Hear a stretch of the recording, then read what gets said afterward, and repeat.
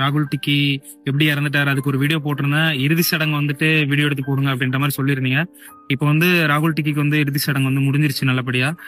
ஆனா அந்த வீடியோ வந்துட்டு என்னால ஒரு சந்தர்ப்ப சூழ்நிலை காரணமா எடுக்க முடியல, அதை அப்லோட் பண்ணவும் முடியல. அதுக்கு ஃபர்ஸ்ட் ஆஃப் ஆல் எல்லாத்துக்கும் சாரி.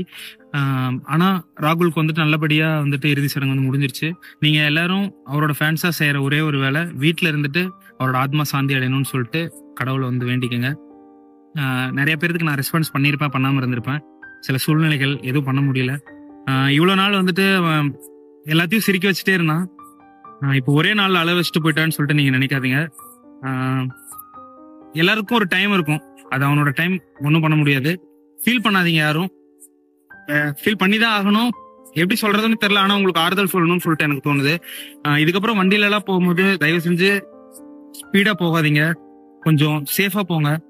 நிறைய சேனல்ஸ்ல வந்து ரூமர்ஸ்லாம் நிறைய பார்த்தேன், ஹெல்மெட் போடாம போனா ராகுல் டிக்கி அப்படின்ட்டு. அப்படிலாம் இல்லை, அவங்க ஹெல்மெட் போட்டு தான் போனான்.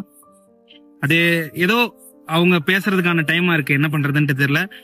நான் சொல்ற விஷயங்கள் மட்டும்தான் நிஜம், அதுக்கு மேல நிறைய ரூமர்ஸ் இருக்கு, அதெல்லாம் தயவு செஞ்சு நம்பாதீங்க.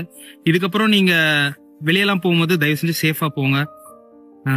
வேற என்ன சொல்றதுன்ட்டு தெரியல. நான் வந்துட்டு உங்களுக்கு ரெஸ்பான்ஸ் பண்ணாம இருந்தேன் அப்படி அந்த மாதிரி நினைச்சிடாதீங்க, தயவு செஞ்சு மன்னிச்சிருங்க.